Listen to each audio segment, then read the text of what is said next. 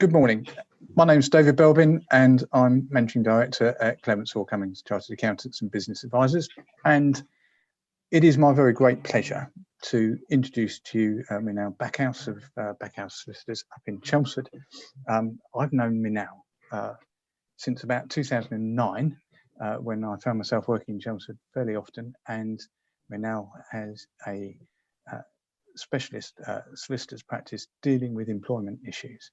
And I have found her advice practical and commercial ever since, and have sent some clients of ours to Minal, and we've used Minal a few times ourselves where we've had some difficult challenges that we've needed to resolve. So one of the big problems, I think, coming back to trying to work out what a new normal is and what the future is going to look like, is dealing with that most wonderful asset of most of our businesses, our people. I always say accountancy is about people and not necessarily just the numbers, but people inside our businesses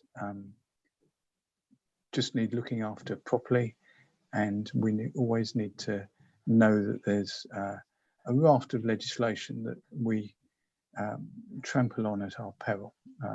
I do think that looking after our team can be a bit of an elephant trap from time to time. Those traps are in there in the long grass, and it is very useful to have some expert guidance. So as we start thinking about how we come back to work full-time, part-time, hybrid, we worry about people wanting to change their normal hours and all that sort of thing.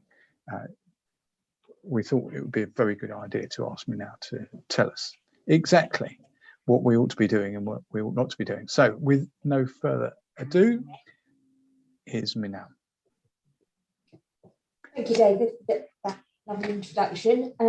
So that those of you who haven't met me, I'm Minal Backhouse. I'm the Managing Director of Backhouse Solicitors. I'm personally an employment and litigation solicitor with over 24 years experience. I advise businesses and individuals together with establishing and running a law firm. We set up in 2005 and as a specialist employment litigation law firm, but now we're a multidisciplinary law firm based in Chelmsford. So I'm not sure I can move the slides on this. Click. Just click. There you go. That's it. We're there. So today, what I'll be doing is going through some things around home and office working, how you manage staff remotely, flexible working requests that are the big thing and that coming in regularly at the moment. Some wellbeing issues that you need to consider, and some tips on remote working and vaccine and training, and obviously vaccine policies. Again, that's a new issue that employers are having to address quite regularly at the moment. If we start off with, home and office working, there are certain positives around office working because, there's a lot more social interaction, there's a lot more time management there, you can keep team morale. It's much easier to manage for an employer. Having home workers is harder to manage, and for employees it's easier for them to divide between home and working. Obviously, disadvantages of working in the office is employees feel that they don't get the right work-life balance. For an employer, there's the increased cost of overheads, and this may be an opportunity for some businesses to reduce their overhead costs. And the dreaded word presenteeism, I'm probably not going to say too much about that, but obviously that's another issue that comes out around office working. As against that, you've got the home working, and while it'll give the employees a bit more work-life balance and some flexibility, they're not having to commute. For businesses, there may be some opportunities for you to have a wider pool of talent, and that might be a way of you being able to have different staff working for you who don't necessarily have to come into the office and would not be available for you otherwise. However, disadvantage is that it could end up being cheaper for the employees, but it may end up being lower salary base. We don't know about that yet, that there may be a rebalance of salaries. However, for employers, there's a lot more difficulties with managing productivity and keep an eye on what people are doing. I know that some banks have been doing this for 5-6 years, and they've had devices on their computers where they can monitor the mouse and the usage of computers. And again, that's a challenge for employers, but it's also a challenge for employees. One of the things that we've seen over the pandemic is it's been really hard for employers to motivate their employees while they are only video calls and telephone calls and trying to keep them going. Obviously, there's issues around loneliness, mental health, and there's also been some issues that we've had to address around customer contact and how easily businesses have been able to do that while people have been working at home. And one of the difficulties we've seen is that while employers have been able to get people working from home, that's usually because there's been extra help with people who are working in the office, but the spread of the work hasn't quite been where it needs to be. So employers are going to have to review how this whole system will work and how they can actually make the home office work. So if we first go into what you need to do to manage staff who are going to be working remotely, and we'll then talk about the flexible issues, the flexible working issues we have. One of the things that employers are going to have to think carefully about where they are going to have to provide work remotely, and there is going to have to be some sort of shift for remote working to attract the right staff, to motivate your staff, and the difficulties around rejecting the ability to work from home. Is you need to set some really, really clear expectations. We're working on this with various employers on what expectations they have. And as if this is new for you as an employee, you need to review this quite regularly to make sure that it's still meeting the demands of the business while meeting the demands of those employees who want to work from home. We would recommend regular meetings with employees, at least weekly, if not more often. Performance management. Again, people are used to doing annual performance reviews, etc. That you don't have to have formal performance management, but again, we're encouraging employers to do regular performance management so that issues are addressed regularly throughout the year rather than just on during an appraisal. Make sure you have regular actual face-to-face contact meetings as well, even if it's once a year, but if you can have them more regularly once a month, that's obviously useful because again, you develop that relationship with the member of staff. The other thing that's going to be important for employers is putting together a monitoring policy. This is particularly important where you are going to be monitoring their usage on phones, computers, if you're having software put in. There are some issues that come about with that, where the employer is providing that software, computer, and the tools, that is easier to do. Instances where employees will often use their own computers, their own phones, that's going to be harder to do. And again, these need to be looked at, and you need to look at how you're going to address that. And then the other thing that's been a bit of an issue, and while employers have been able to put that to the side over the pandemic because it's been difficult to do, if you have home workers, you will need to carry out risk assessments for them at home to make sure that the environment they're working in is safe. They may be working at home and you may think that's their responsibility, but while they're working at home, that is still your responsibility to ensure that you carry out a proper risk assessment. So that's quite a lot to think about. So what you as employers will often be faced with, and we'll probably start seeing these, and we're already starting to see these come through, is we've gone through the pandemic, people have started working from home and have decided that they want some kind of flexibility. whether that is flexible so that they're working at home full time or part time, or a mixture. We're seeing these flexible working requests coming through. So as an employee, you need to understand that any employee can make a flexible working request. In 2014, that changed, where only people who had caring responsibilities could do that. Now, any employee can at any time make a flexible working request, provided that being employed for you for a 26-week continuous period of employment, and they haven't made a previous flexible working request in the previous 12 months. Okay. The request can involve anything from changing hours, changing place of work, changing flexibility of their hours as well. And you as an employer are required to consider that. And this should normally be done in writing. The government has put together a form, but employees do not have to fill in that form, but they need to put it in writing to make it clear to you that it's a flexible working request, and they need to set out what they want you to consider. And in theory, they should be setting out why they think that would work for the business as well. When I see flexible working requests coming in from individuals, I generally see that they've just put, this is a flexible working request and this works for me because of this. They often don't put that in for an employer. But that is still something you will need to consider.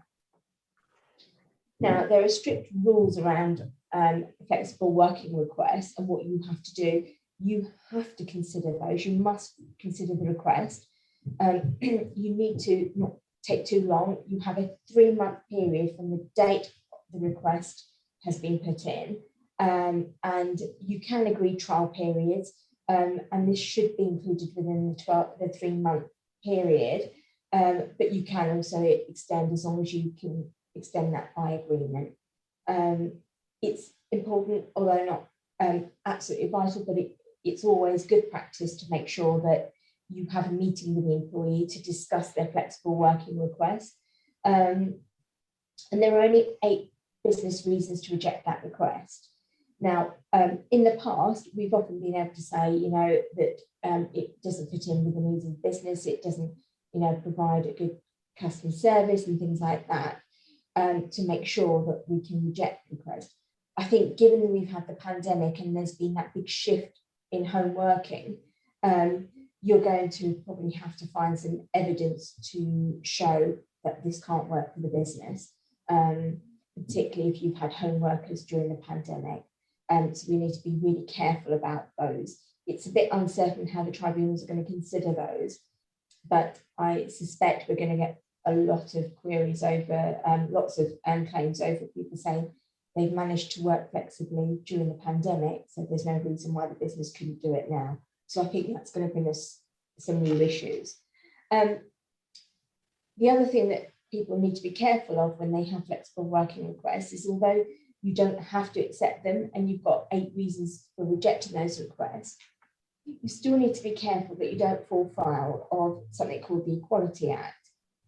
The Equality Act sets out criteria for you not to discriminate against certain people, where they have a protected characteristics. Some of the regular ones that we get here are possibly sex discrimination, where they've got, young children, disability issues, where somebody has a health issue and illness, and obviously with the pandemic, that raises all sorts of issues and illnesses that have come about, especially mental health issues, and we need to be careful of that. The other thing we have is that although the law doesn't require you to have a right of appeal, it's good practice to allow a right of appeal. What you don't want to do is end up straight at tribunal. If there are issues, if it's done through an appeal, you can address them early on. And as a business, you would want to assess the level of risk that you're going to face by rejecting a request or even accepting it. So that's about responding. It's quite a detailed way of doing it, and I would probably suggest that if you do have a flexible working request, try and take some legal advice so that you can follow the process properly and make sure that you can fit it in with the 8 reasons. And also, making sure that we've got some idea how the judges and tribunals are viewing these. We're not entirely certain at this stage. The other thing you have to be careful of is that if somebody makes a flexible working request, you need to be careful that they don't suffer any detriment for making a request and are not dismissed because they're making a request.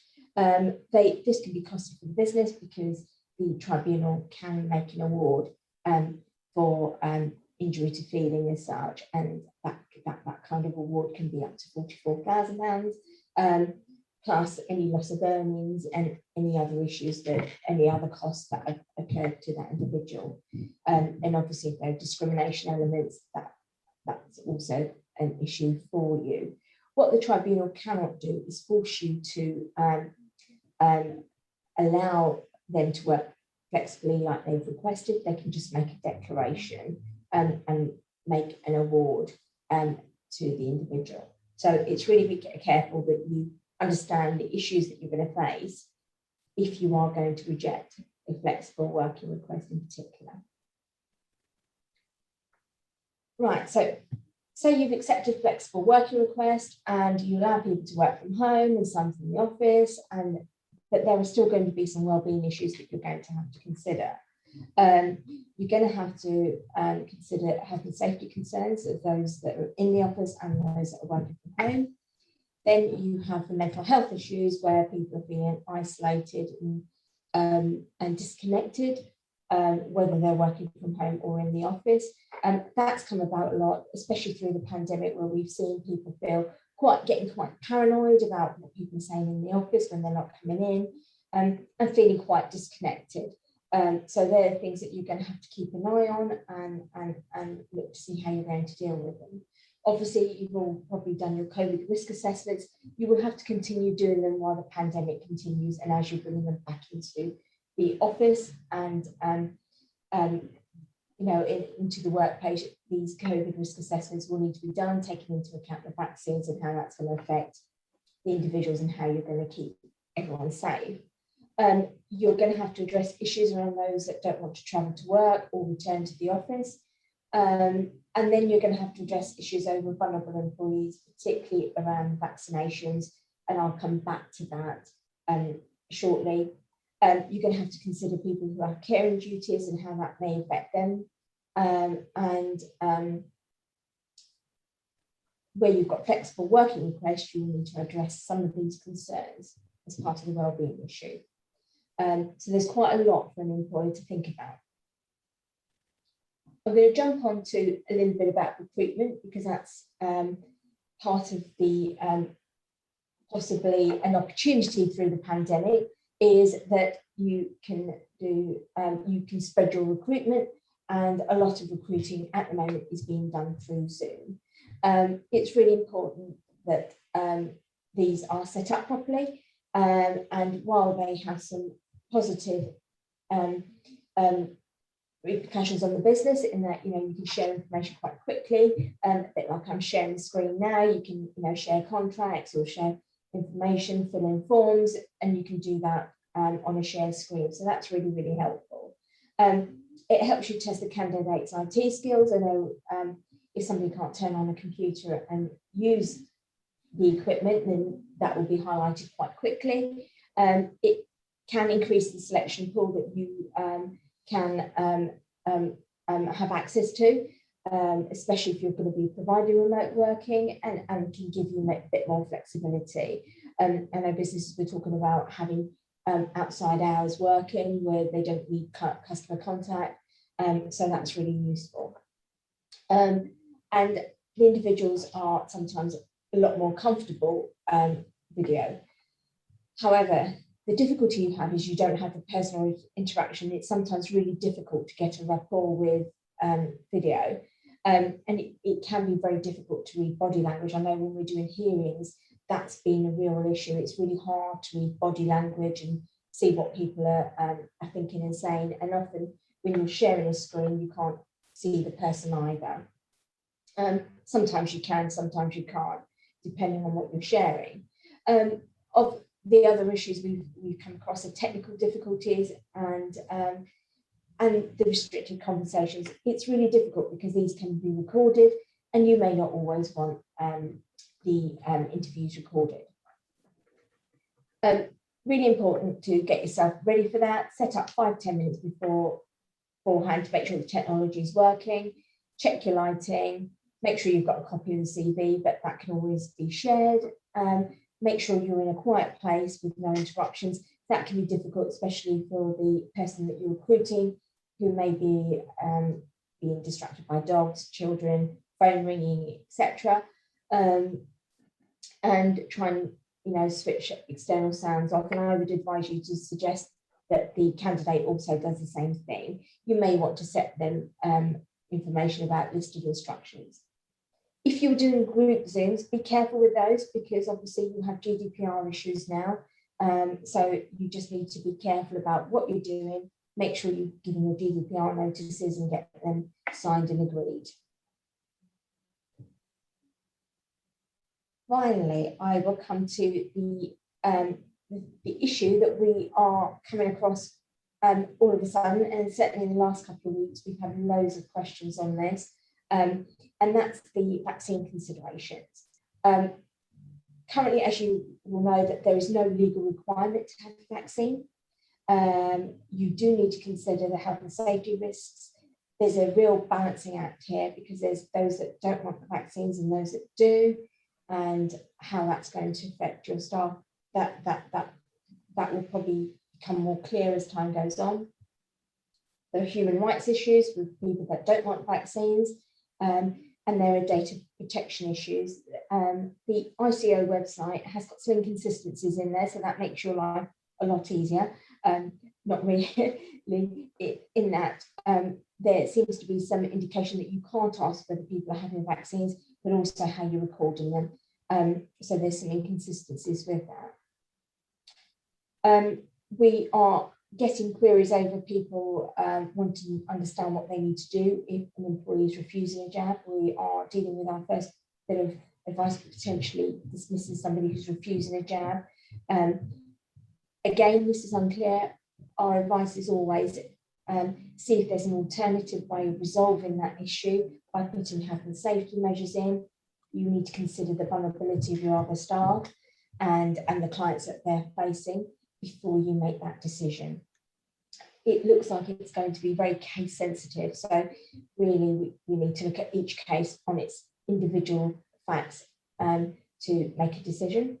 There are discrimination issues that are coming out about that. It's in relation to religious and philosophical belief, and it's whether an anti-vaxxer would be considered as having a philosophical belief.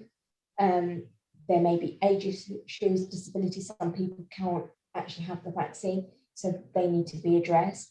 But there's also the balancing issue of if you've got vulnerable people of a certain age or certain disabilities that are likely to be unwell because somebody hasn't had a vaccine, depending on what scientific evidence comes out, you've got to balance that as well. So there are lots and lots of things to think about. And unfortunately, there isn't an answer at the moment. So best way of approaching this is to, in our opinion, would be to try and encourage as many people to have the vaccine, but you can't put too much pressure on them or force them to do this. Be careful about the measures you're taking and be considerate about the discrimination legislation that may also affect you. And at the same time, you will need to be mindful of your health and safety of your staff. Do your health and safety risk assessments and take advice from the health and safety experts on this because they will know how the health and safety executive is looking at this as well. And if you have these issues and you are going to be making decisions, obviously take some legal advice. Thank you very much for today, and I'm more than happy to answer any questions if you have them. Thank you very much, Minal. There are a few questions, I think. let's start with a few of these things. Just going back to the vaccination issue, do employers have to give sick leave or time off to have the vaccination, or can they insist that it's done at the weekend where people have got a choice with the booking systems that are available? There is no requirement for you to give time off for them. So you can say they've got to be taken as part of their holiday or outside of working hours. But I would probably advise employers to be quite reasonable with employees, because they're going to need them to have the vaccine. Yes, absolutely. And there's a health and safety issue. So lots of balancing things to think about. Yeah, I can think that if you the health and safety sort of assessments, if people are going out and having those vaccinations on your time and you're saying do go, then you've got to sort of have thought about what that might mean in terms of how they're going to react and how able they're going to be to work immediately afterwards, or a few hours afterwards, depending on the vaccine. Yes. With some of them, as I know personally, there seems to be a delayed reaction. So timing is incredibly important. One of the thoughts that I had is employer liability insurance. Do you know whether you have to? Tell your insurer that you've got team members working away from the office, and come up with various risk assessments, or is that something that is just sort of being accepted now? Do you know the answer to that? I don't know the answer, but I would probably suggest that you look at the terms and conditions of your insurance and check with your broker on that. And that's quite a good point. Not something that's come up, but that's an excellent point. And yeah, you may have some liability public liability insurance issues on there as well. Yes, I think employers' liability is it sort of wanders along, and then all of a sudden it can bite you, and you have to have those. You have to keep those certificates that you've got for a very long time. Yeah, that's a really good point. Yeah. We've just been dealing with a sale of a business, and the acquirer has asked for the certificates of employers' liability insurance, and that particular client is scrabbling around because they're taking on the staff, or the staff are going to be too big, and that's a real issue. So there's that. Are there issues? I mean, another question that sort of come up: the idea of monitoring your staff keystrokes or whatever, and embedded software. Does that affect people's individual liberties? I guess because that software can be present when people aren't at work as well as when they are at work, if you're allowing personal use of a work computer. Yeah. So that's where the difficulties arise. And as long as you've got it clear in your monitoring policy what you're using it for and how it's going to be used, and most monitoring policies have the ability to do that, then that's okay, as long as they're informed and they know about it. Monitoring policies, I think if you're going to be monitoring computers at home, you would probably want them to sign those so that they're clear about that. But yeah, it's the personal use that it gets difficult with, but that's difficult in the office as well as at home. But it's even more difficult if you want that installed and it's their own home computer. Yeah. And personal computer rather than the work computer. Yeah, I think you go there very, very carefully. Yes. And I think there's all sorts of issues if you're working remotely and you're letting your team use their own computers, then you've got all sorts of cyber security issues as well that you need to have resolved. We've had a good question. If you ask an employee to have the jab, and they have an adverse effect, are you liable? That's an interesting question, which is probably why I said earlier on you need to be careful with it, because it's whether you ask them or force them, I suspect. These are going to be new issues that come about, and potentially if you are forcing your employees to have the jab and they do have a detrimental effect on them, then I suspect they'll be taking some legal advice on the personal injury side. So yeah, that could potentially come about depending on the circumstances. I think you've just got to understand that you're not medically qualified, and while you can encourage and say that you would like it based on the advice, you have to refer your employees back into make sure you go and speak to your doctors if you're concerned, look at the evidence. So you've got to be careful you're not forcing that issue, because you don't want to be held liable for anything that comes about. Particularly if you're forcing it and it later comes out scientifically that they shouldn't have had the jabs or whatever, you can't hold yourself liable for that. All you can do is gently encourage. Yeah, all these issues have come out, and there's a big, massive balancing act for employers, and a very difficult balancing act here. Yeah, having effectively been an employer for a little over 30 years now,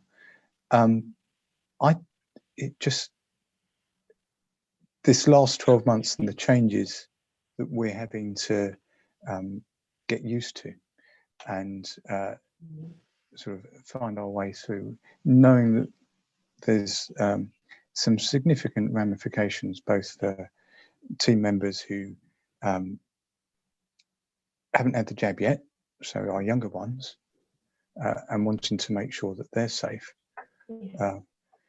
until they go out clubbing on the 21st of June, when that won't be in office hours. But dealing with the outcomes of all of that is going to be an interesting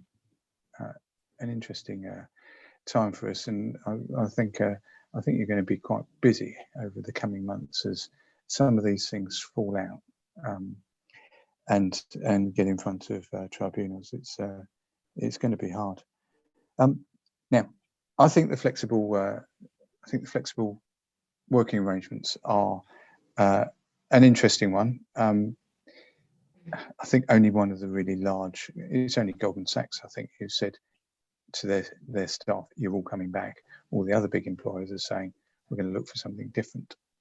Our view is we have encouraged people to come back, and where they feel comfortable and they're able. And then we will look at what flexibilities we may start to have, but we want people back, and then they can do their formal requests, and we'll have those conversations. And a workplace like ours is very different to a widget manufacturer, and all of these things are going to be unique to each individual business. You said that there was 8 particular points that an employer, or 8 reasons an employer could turn down a request for. Are you able to touch on those? I can reel that off for you in a little minute. I hoped you might. That was your exam test for the day. It's mainly around the business needs, being able to deliver to customers, being able to the impact on the business generally. So they're all based around that. So the difficulty you've got with those is, in the past, to fit it in within those 8 reasons is really easy, because you would say it's not meeting the business needs, and not being able to meet the customer demand, etc. But unfortunately, as I said, during the pandemic, there's been a bit of a disruption there. And also you're not having the facilities to be able to manage that situation. It's also going to depend on the kind of flexible working request they're going to make, because it's going to be different to having, part-time hours, flexible hours, compressed hours, because that will impact how the business will be affected. and it will be a case of slotting it into one of those 8 reasons, depending if you wanted to reject it. But I think it's going to be much, much harder for businesses to reject those flexible working arrangements if you've had people working at home through the pandemic and actually carrying out the work. There are still ways around it, but it's going to be difficult because you are going to struggle to argue that you can't meet business needs. Yes, if you've managed to survive for the last 12 months with people working from home, it's going to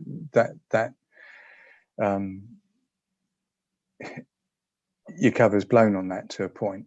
I think to a point. I don't think it's all the way. The compressed hours conversation is an interesting one because an employer needs to ensure that their staff have a minimum break time, don't they? Is that right? You can't work more than 7 hours without a break. Is that? Am I? It's 6 hours. You get 20-minute break, but that a lot of that's okay unless you've got driving businesses and other business. Some businesses have their own rules around working time. The compressed hours is okay. The difficulty you have is that, often people do 3 or 4 days a week, but do the same number of hours. But if you've got customers 5 days a week, that may not work. So it's really going to be down to the individual business. I think employers are going to have to think about what they want in the hours that the employee is working. And I think they're going to have to think more about that and what they expect delivered within those hours rather than the number of hours that they're working. And that's going to be the real trick around this, I think, because while there's an opportunity for businesses and individuals, there are some disadvantages for the employer. It's how do they, if it's compressed hours, what are they going to do on the 4th day if they've still got customers contacting? But at the same time, it's an opportunity for a business to sort of say, well, actually, what do I expect delivered within those hours? It's not necessarily them sitting there working, but as long as they deliver, say, a certain number of widgets, then it doesn't really matter.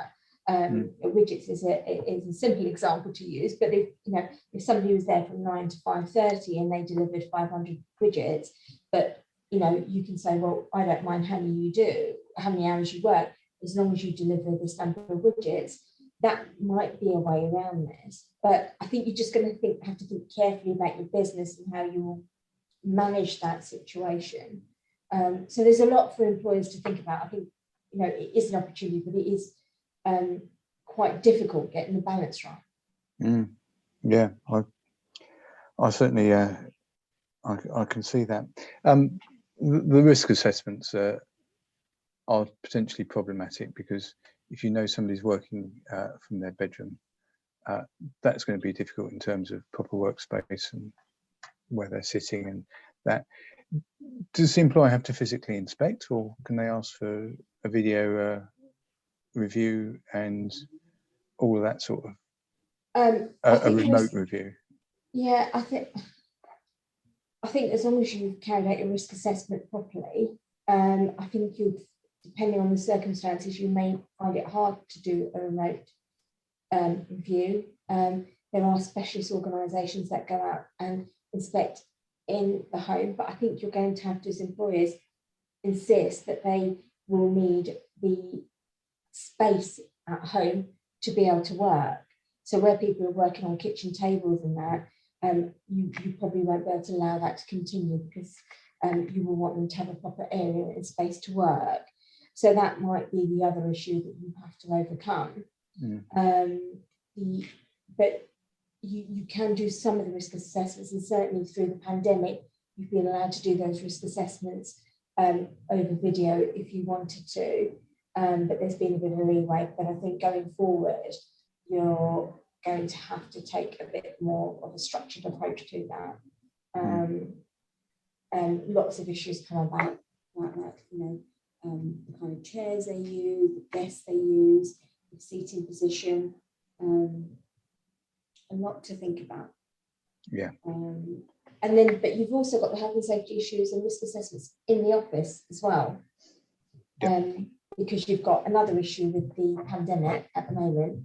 How do you keep people 2 meters apart? How do you, do you have face masks around the office? I mean, I know we do. If you're sitting at your desk, you don't have to have a face mask, but as soon as you're walking around, everybody has to have a face mask. That's exactly our rules, and there's only one person allowed in the toilets where there's 2 cubicles, so you turn the lights on and off, and all those things, and what's your pinch points. It's just so difficult, but I think we found that, being very honest, as I always like to be, we found efficiency levels dropped because those quick conversations, how do you deal with this or how do you deal with that, just took much longer. It takes much longer to write an email than to have a 2-minute chat, and so we're pleased to be back for as many as you can be, but it's a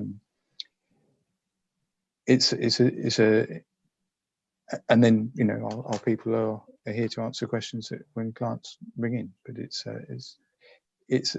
a difficult thing, just trying to work through what is the best way for every employer, and no two employers are the same, because you've all got unique individuals working for you. So okay, we've got no more questions, so I think thank you very much, Minal, for what you've done and the clear guidance you've given us, and hopefully people will take your advice to take advice if they're concerned, because as we say, there's some expensive elephant traps to drop into if we get these things wrong as employers. Thank you. Thank you very much. Thank you for having me.